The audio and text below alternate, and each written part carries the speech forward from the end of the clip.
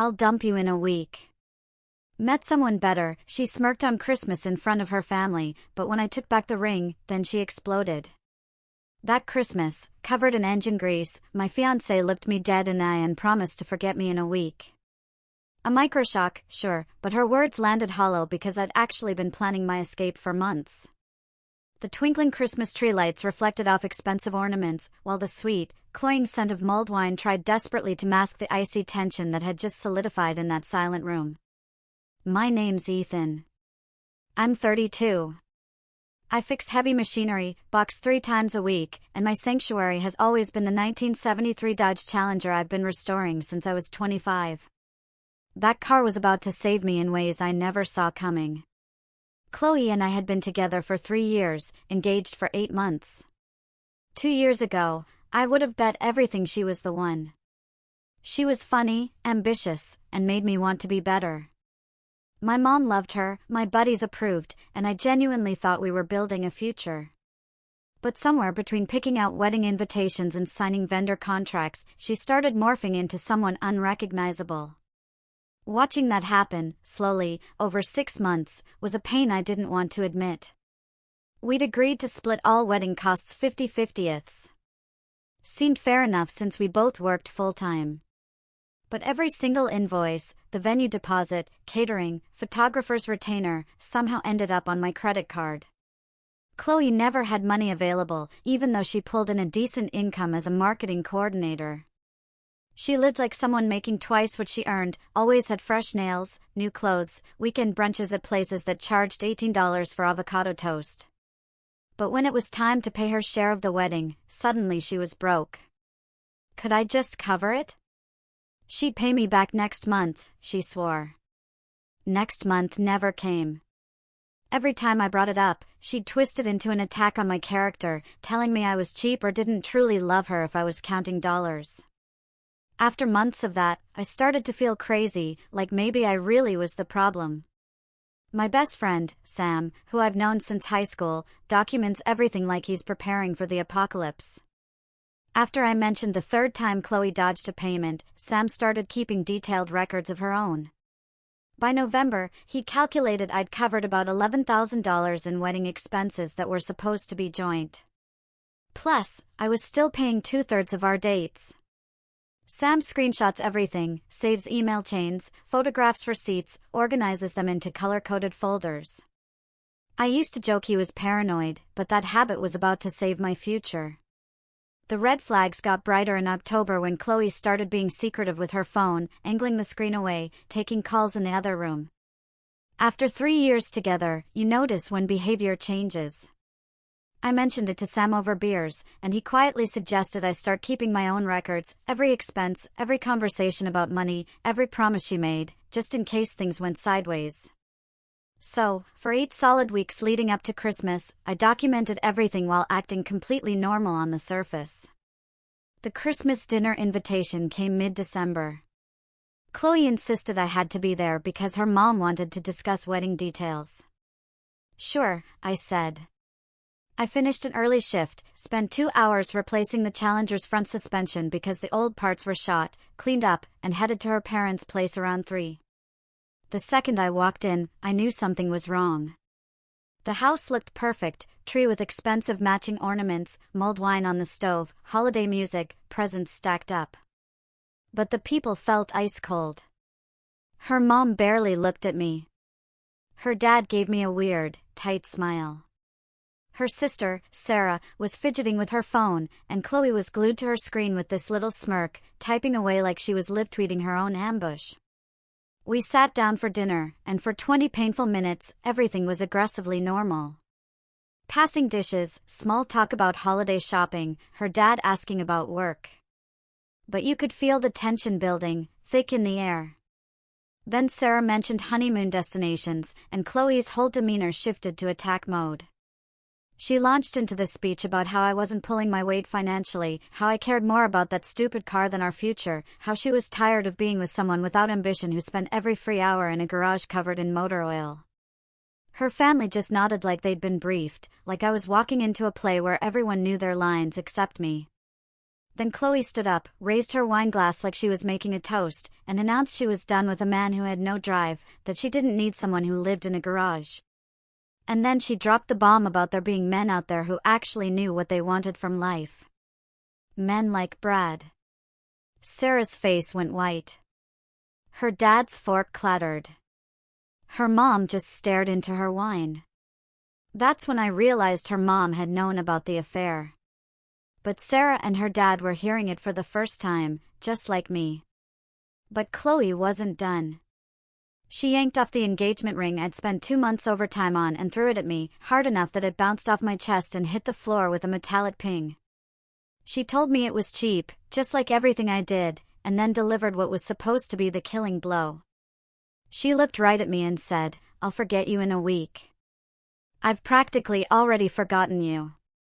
On Christmas Day, in front of her family, she just nuked our 3-year relationship and announced she'd been seeing some guy named Brad. The wild part? I'd suspected something, but hadn't known for sure until that moment. I stood up slowly, and for about 5 seconds, I felt pure, unadulterated rage. But then this weird calm washed over me. She'd just done exactly what Sam and I had half expected, gone nuclear in front of witnesses, and handed me everything I needed. I bent down, picked up the ring, pulled her spare key to my apartment from my pocket, and set it on the table. I looked at her dad and said, "Thank you for having me. I'm sorry it had to end this way." Then I walked out while Chloe started yelling something I didn't bother listening to. I sat in my truck for 10 seconds, texted Sam, "It happened." She went full nuclear. "Starting protocol now," and drove to his place. My phone exploded with texts from Chloe that went from angry to confused to panicked in 15 minutes. Sam opened his door, took one look at my face, and said, "She actually did it." I just nodded while he grabbed his laptop because we both knew what came next. See, I'd spent 8 weeks preparing for exactly this. Not because I wanted it to end, but because I'd started recognizing financial manipulation and emotional gaslighting that Sam helped me document. Every time I'd bring up lopsided expenses, she'd attack my character. And after months of that, I felt like I was losing my mind. But Sam convinced me to save everything, screenshots, bank statements, emails, voice memos, just in case things imploded and I needed proof I wasn't insane. That night, sitting in Sam's apartment while he pulled up folders of meticulously organized evidence, I felt this strange calm. For the first time in months, I wasn't confused or second-guessing myself. I could see the whole pattern in black and white, and I knew exactly what came next. The morning after Christmas, I woke up on Sam's couch with 23 missed calls from Chloe and about 50 texts that started apologetic at midnight, turned accusatory by 3 a.m., and devolved into incoherent rambling by dawn. The first thing I did was change every lock on my apartment because she'd had that spare key for 6 months. Sam was already up, sitting at his kitchen table with his laptop and 3 colored highlighters lined up like surgical instruments. He looked up with grim satisfaction and said we had everything needed to dismantle her narrative. The plan was straightforward but thorough. Block Chloe everywhere. Update emergency contacts at work and insurance to remove her. Start systematic wedding vendor cancellations. And most critically, conduct a full financial audit of every dollar I'd spent that was supposed to be split 50/50ths. Sam had built this detailed spreadsheet breaking down every wedding expense by vendor, date, amount, and who was contractually obligated to pay what. Seeing 3 years of imbalance laid out was genuinely shocking because I'd been paying in chunks and hadn't registered how truly lopsided it had become. The venue deposit alone was $4,500, entirely from my account. Catering was $3,200. Photographer $1,500, plus probably 15 smaller expenses adding up way past my fair share. I started making calls that afternoon. And here's something useful most people don't know: many wedding vendors have reasonable cancellation policies if you're outside certain time windows. Since our wedding wasn't until early June and this was December, I was in the refund zone. The venue gave back $3,000 of the $4,500. The caterer refunded $2,400 of $3,200. The photographer kept his retainer per contract, and I recovered about $4,350 total. Then 2 weeks after Christmas, just when I thought the refund process was done, the venue coordinator called, sounding uncomfortable. Apparently, Chloe had contacted them claiming I'd stolen her identity to cancel, that she never agreed, and they'd frozen my refund pending investigation. I sat staring at my phone, processing that she was actively sabotaging my ability to recover money I'd paid. That's when I realized this wasn't a clean break. This was war. Sam showed up within 20 minutes. We spent 3 hours documenting that every payment came from my accounts with my signatures, including emails proving I'd been the only one communicating with them. We drove to the venue next morning, walked them through the evidence, and they unfroze the refund within an hour. But the whole thing showed me Chloe wasn't moving on. She was burning everything down on her way out. The engagement ring was trickier since you can't return custom jewelry. But I'd worked with the jeweler, David, years back, and he bought it back at 60%, putting another chunk in my pocket.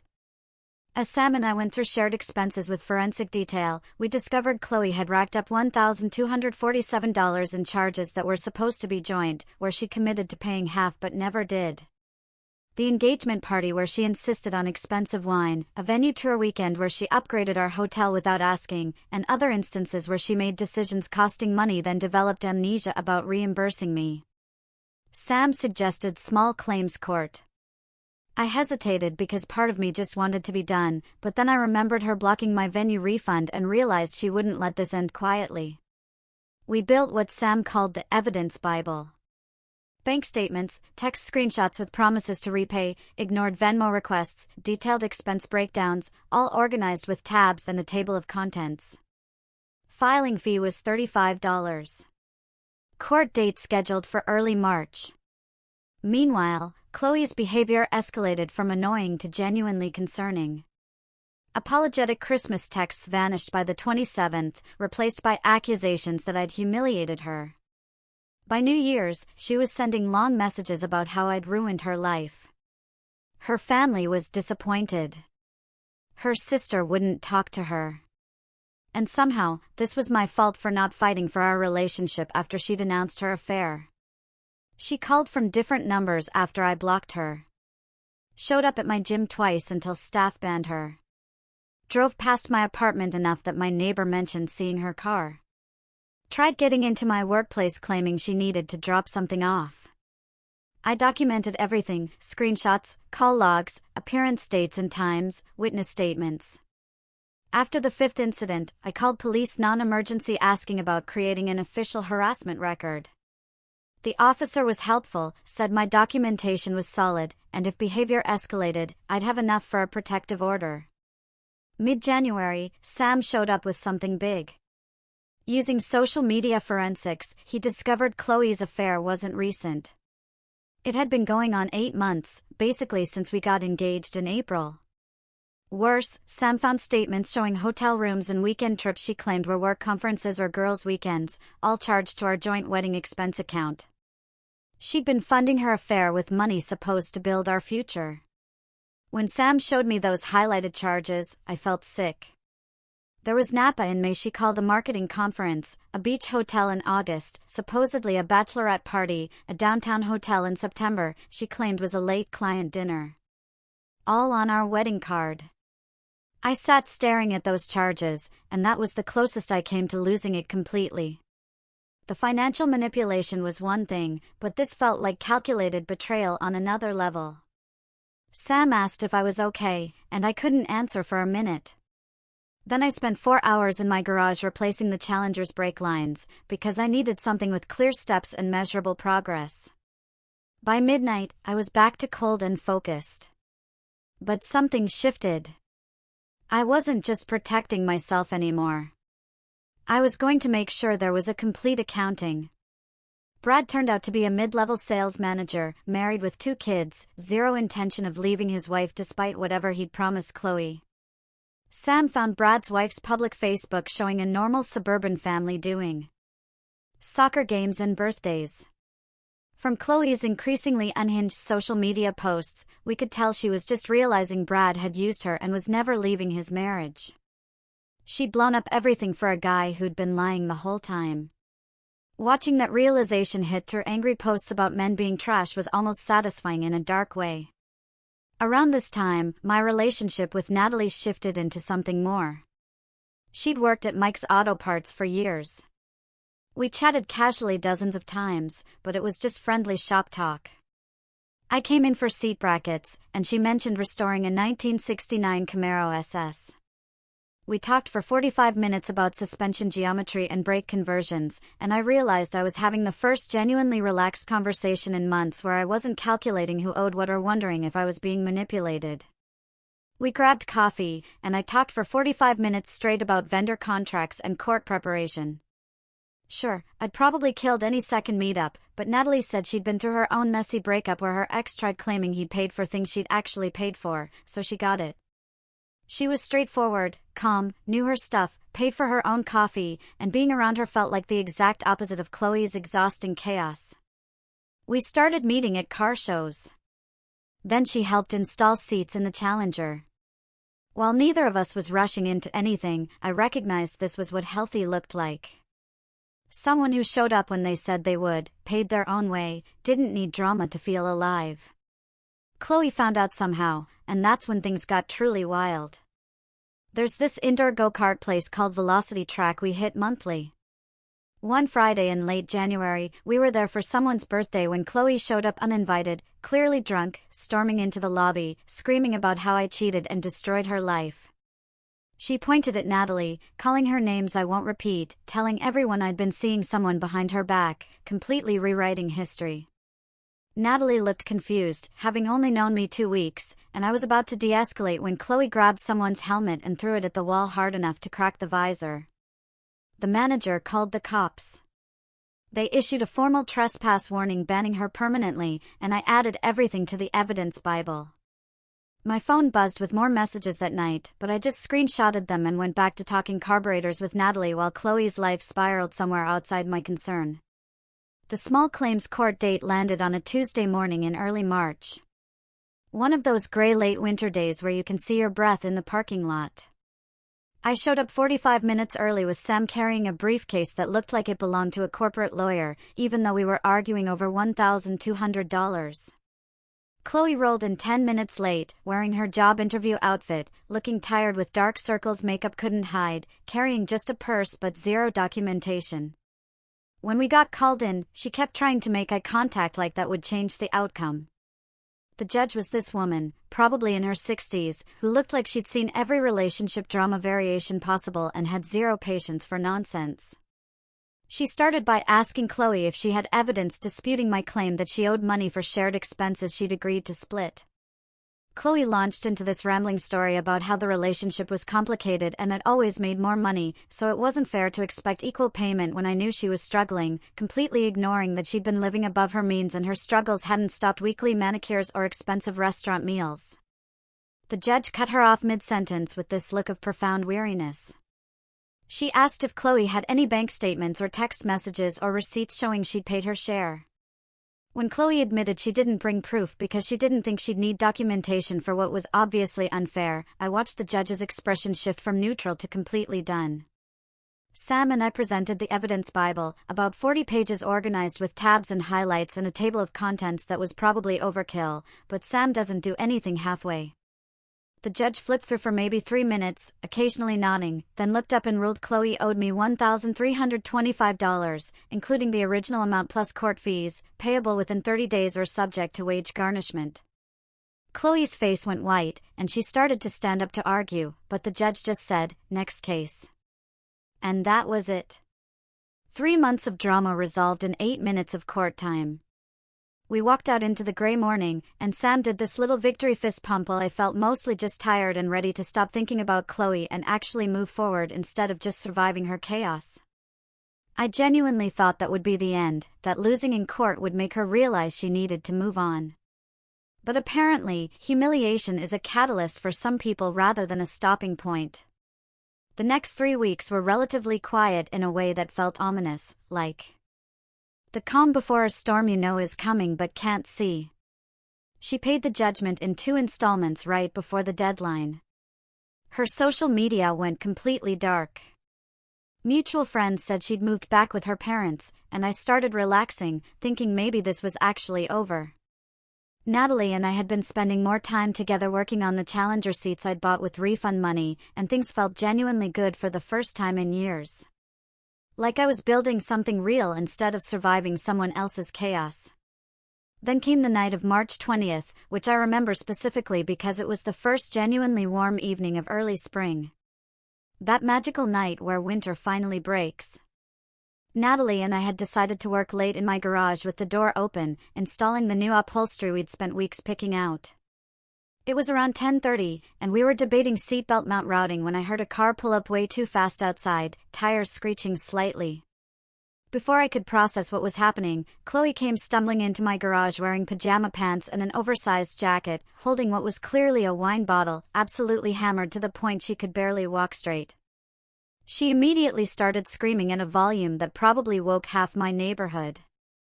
She went off about how I destroyed her entire life, turned her family against her, poisoned all her friends, made everyone think she was the bad guy when all she'd done was fall in love with someone else. How Brad had blocked her and his wife threatened her with a restraining order, and she lost him because of me somehow. How she lost apartment deposits because the landlord found her background check showing the go-kart trespass. And somehow in her mind, all this destruction was my fault for not being man enough to forgive her mistakes and fight for what we had. Natalie just stood there holding a socket wrench, looking completely baffled. I pulled out my phone and called 911, explaining calmly that my ex-fiancé had entered my property without permission, was clearly intoxicated, and I needed officers to respond. Chloe kept yelling about how she deserved better. How Natalie was just some cheap rebound who couldn't compare to what we'd had. How I should have fought for our relationship instead of giving up easily, completely oblivious to the irony after she'd thrown a ring at me on Christmas and announced her 8-month affair to her family. The cops showed up within 8 minutes, which felt like hours, while Chloe stumbled around my garage getting dangerously close to the Challenger, making me worried she'd damage it. The responding officers handled it perfectly. They asked Chloe to step outside in a tone that left zero room for argument, performed a field sobriety test in my driveway that she failed spectacularly, checked their system, and found all previous harassment reports, plus the go-kart trespass. Then they arrested her for criminal trespass, public intoxication, and violating conditions of her previous warning. She kept screaming my name as they put her in the patrol car with handcuffs behind her back, saying I'd regret this and she'd never let me forget her, and I'd ruined both our lives, and a bunch of slurred, incoherent stuff that probably didn't help her case. Then they drove away with lights on, and the street got quiet again, except for crickets and distant highway traffic. Natalie looked at me, half concerned and half bewildered, and asked if that happened often. I told her, no, this was actually the grand finale, the final meltdown I'd been halfway expecting for weeks. We went back inside and finished bolting down the passenger seat while I gave her the extremely abbreviated version of the past 4 months. We took the Challenger out for a test drive around midnight, just cruising through empty streets with the windows down and the engine rumbling with that deep muscle car sound that never gets old. I realized Chloe had been wrong about pretty much everything, but especially one thing. She'd said she'd forget me in a week, that she'd practically already forgotten me, standing in her parents' living room on Christmas with that smirk like she'd already won. But here we were, almost 3 months later, and she was the one who couldn't let go, who destroyed her own life trying to prove some point that didn't even make sense, who'd given up something stable for something temporary, then blamed everyone else when it fell apart. I never forgot her either, but not in the way she'd meant it as some threat. I remembered her as a lesson about red flags and financial boundaries and the importance of having friends like Sam who document everything and tell you the truth even when it's uncomfortable. The Challenger ran like a dream with the new seats. Comfortable as hell. Natalie and I grabbed breakfast at some 24-hour diner and talked about upgrading the brake system. And somewhere across town, Chloe was dealing with the consequences of her own choices, which honestly had nothing to do with me anymore. She'd wanted to be unforgettable, wanted to be the one who walked away and moved on to something better. But instead, she became exactly what she'd accused me of being, forgettable, irrelevant, and stuck in the past while everyone else moved forward. What would you have done if you were in my shoes?